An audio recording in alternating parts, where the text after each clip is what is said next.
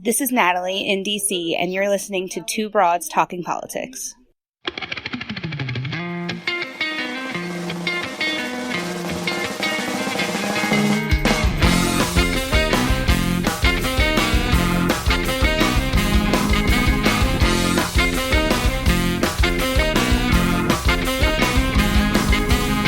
Are you listening?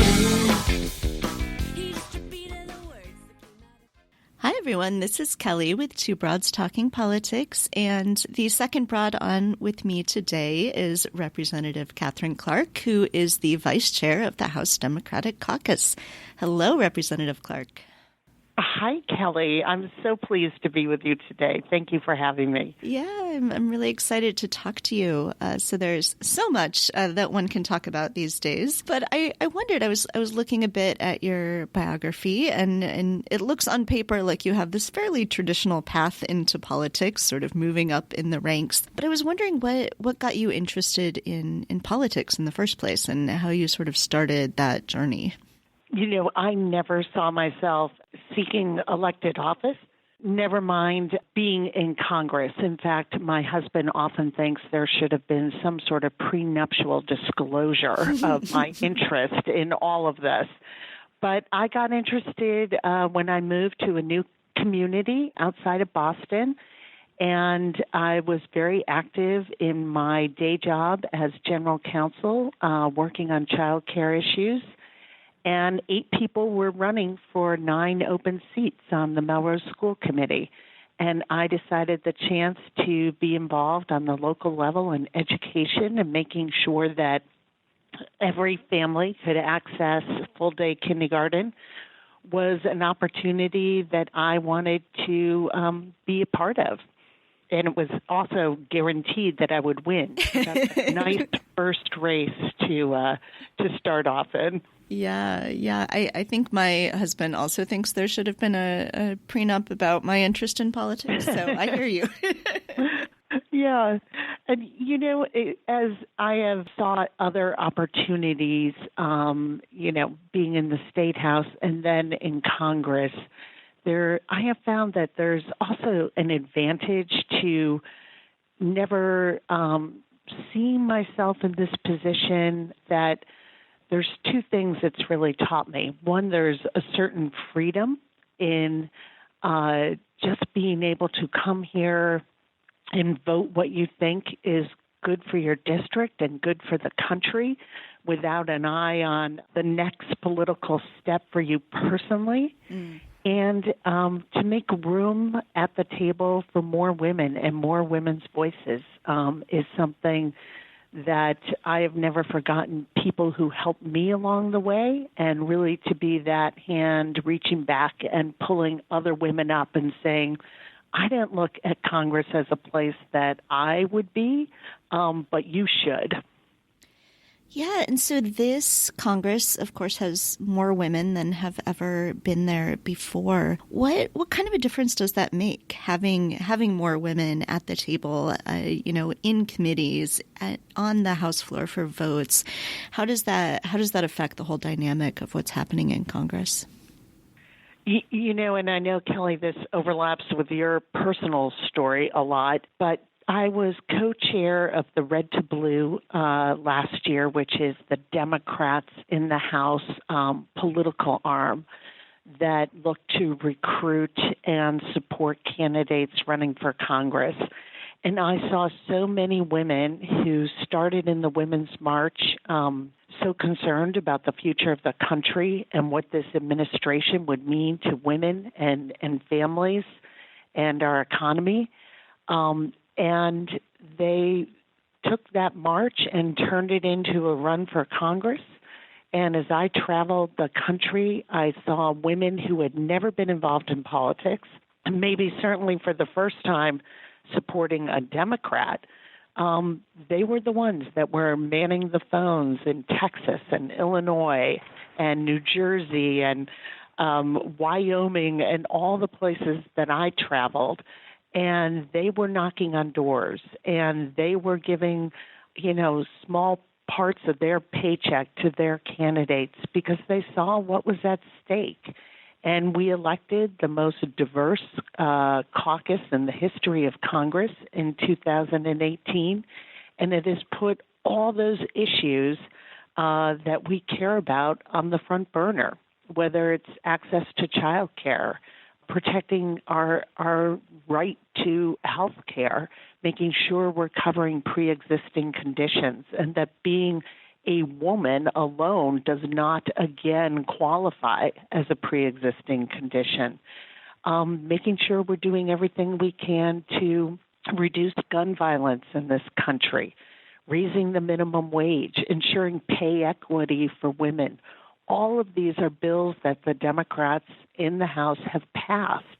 It is sad that they are collecting dust at the Senate door, but we're not going away. And it is having women's voices and their perspectives and their life stories here and voting that is critically important at this juncture for our country.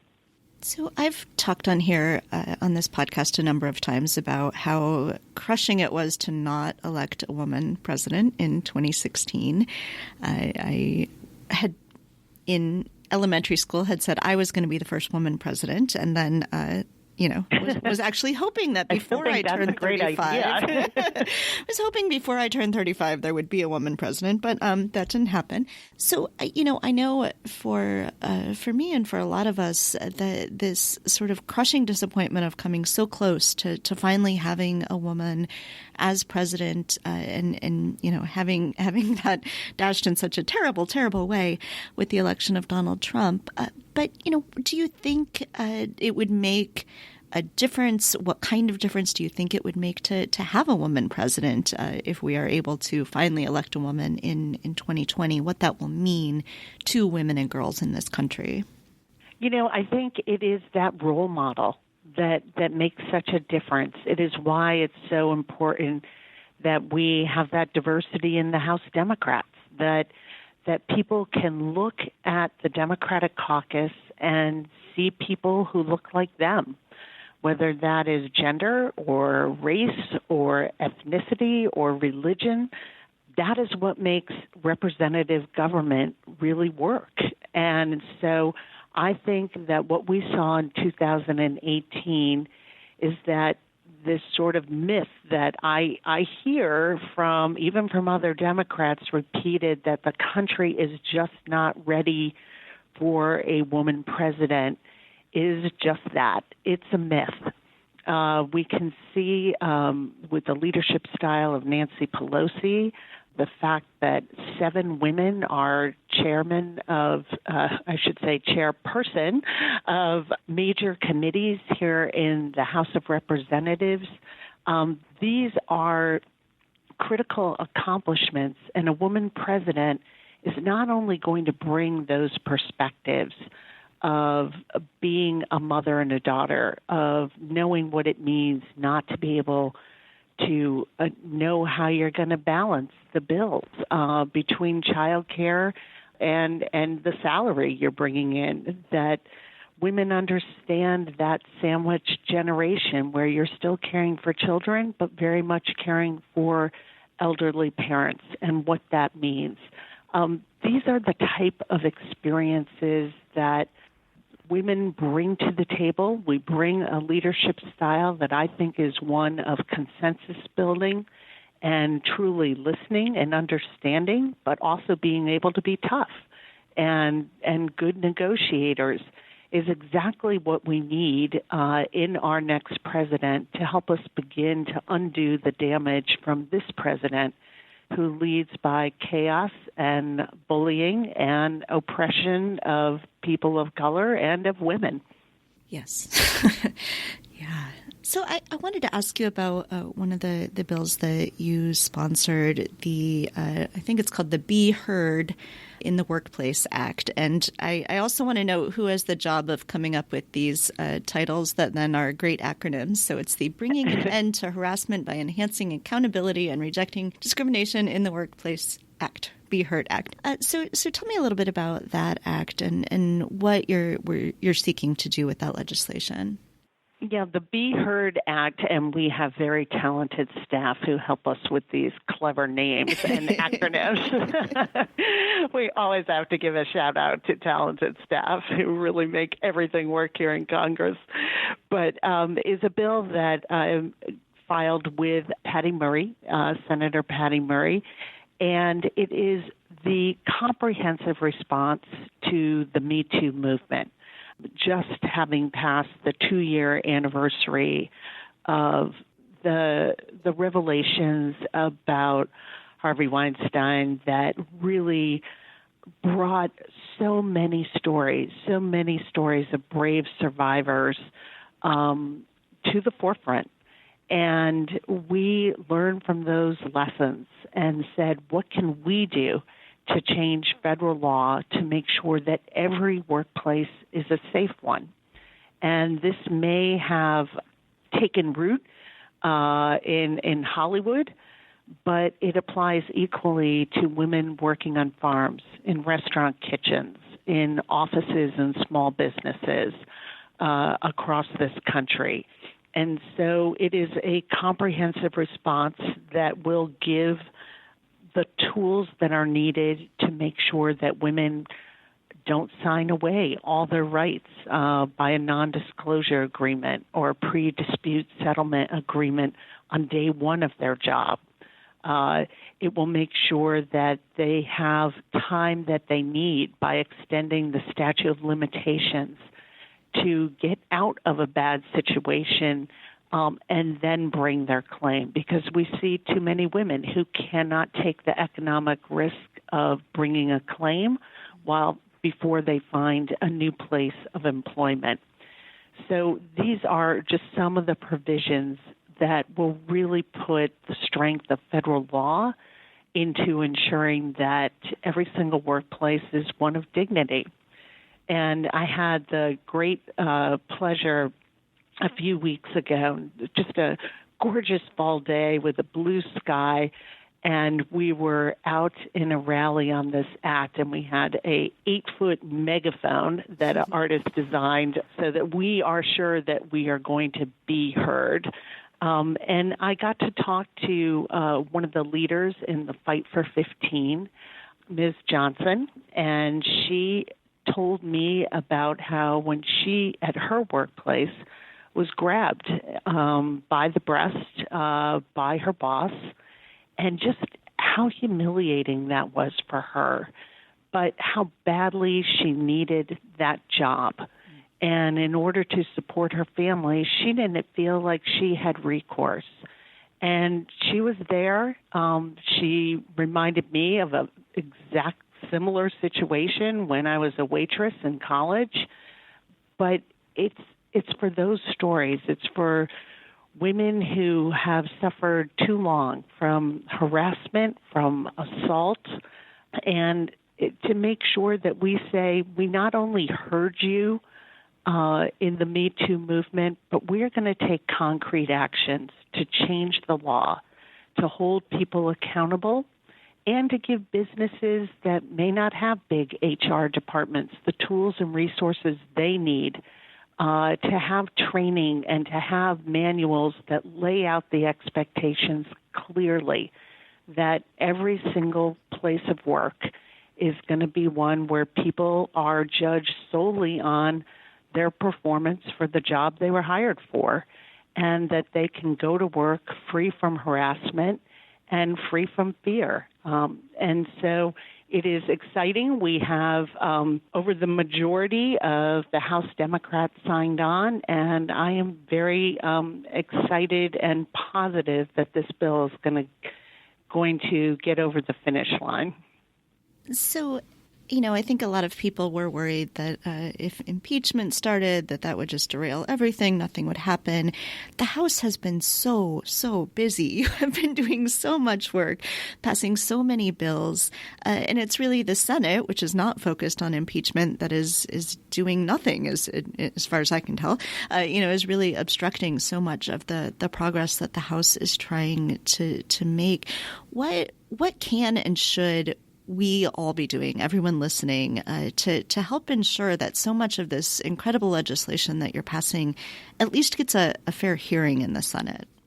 That's right. Well, thank you for asking that question, because it is of great frustration to hear my colleagues across the aisle saying, Democrats are just obsessed with impeachment and not doing the work, when it's the exact opposite that is true. Just some of the bills that we have passed are 10 bills to protect and expand access to affordable health care and lower the cost of prescription drugs. The first bill that we did was to get corruption out of politics and make sure that who is funding our campaigns is very transparent. We passed the Equality Act, the Paycheck Fairness Act, the American Dream and Promise Act, 2 bipartisan background checks acts to reduce gun violence, climate bills. We raised the minimum wage, and the list goes on, including reauthorizing the Violence Against Women Act. All of these bills are just sitting at the Senate door, and Mitch McConnell is not having votes. There aren't debates, but we can't let that stop us. We have to keep moving forward. Our goal, why we came here, was not to impeach a president, but to get the priorities of the American people, of women and children, on the front burner here in Congress. That's what we've done. We're going to keep moving forward with that, and we are going to also uphold our constitutional responsibility of oversight and holding this administration accountable. So, any of these bills that we know, so many of them have broad bipartisan support of the American people. We need people to let the Senate know, to make sure that they understand that the American people are looking for their government, their Congress, to work for them. And that starts by bringing these bills up for a vote. If they don't want to vote to ensure that women have equal paychecks for equal work, that's up to them. But put that forward. Put yourself on record so that the women of America can make their own judgments about whether you deserve to be returned to office. Yes, and so we have elections coming up in 2020. So hopefully people are paying attention, and I hope everyone will call their senators. I am fortunate enough to live in Illinois, and I have 2 amazing senators, but I like to call them and just thank them. You really do. Yes, we have incredible senators here. So is there anything else that you would like to make sure that we talk about today, or that our listeners are thinking about today? I hope that as we go into 2020, that people will look at what it means to elect a Democratic majority, what it means to elect women, what it means to elect people of color, and that they can see that the body of work, the bills that, the hundreds of bills that we have passed, really do reflect the work that people put into campaigns, and that their vote matters. And I hope in all the 24/7 news cycle that can be so difficult and, so overwhelming for people, I just urge people not to tune out, and that there is still optimism. And I want to share a story about a constituent I have in Framingham, Massachusetts. Her name is very appropriately Sunny. She is 87 years old, and 5 days a week in the rush hour traffic from 7:30 to 9:30 a.m., she stands out on the same corner, and she holds a sign that says, "We are united, not divided." say no to racism, and be kind. And, we can take a lot from that example. She is her own form of resistance, but it's a message of inclusion and that we are united. And this country is built on optimism. And we have to retain that even when we have forces that want to suppress that and want to make sure that we are divided. And so I would say that we can look at the example in the House Democratic Caucus of what true diversity means. And it doesn't mean we always agree on every issue, but that we come together and put the American people and their voices back in the front row here in Congress. And it makes a difference. So we have to be happy warriors as we go forward and defend our Constitution and what it means to be in the United States, to be American, and that's worth fighting for. And if we do this, if we focus in the 2020 election, we can reclaim our democracy and make sure that this is a footnote in our history and not the course of our country in the future. I love that. I know you're a mother. I'm also a mother of two sons, and I find myself every day trying to frame things in a way that reminds them that, there aren't good guys and bad guys. There are people. We're all people. We all need to be able to work together and come together and be optimistic. So I really appreciate that.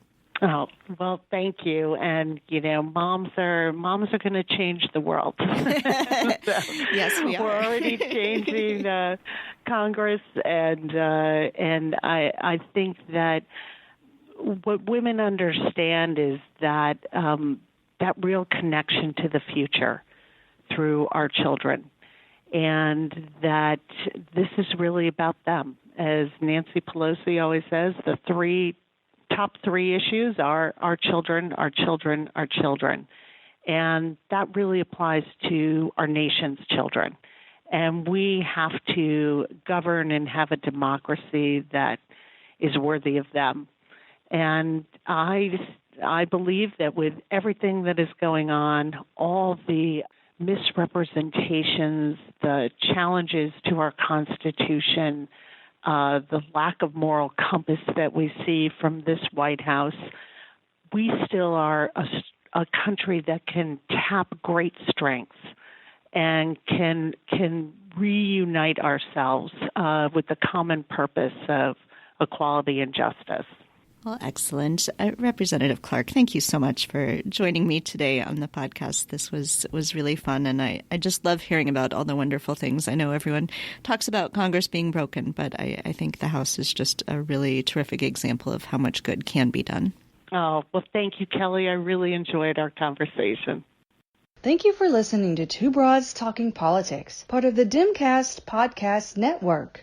Our theme song is called Are You Listening off of the album Elephant Shaped Trees by the band Immunuri, and we're using it with permission of the band. Our logo and other original artwork is by Matthew Weflin and was created for use by this podcast. You can contact us at twobroadstalkingpolitics@gmail.com or on Twitter or Facebook at Two Broads Talk. You can find all of our episodes at twobroadstalkingpolitics.com or anywhere podcasts are found.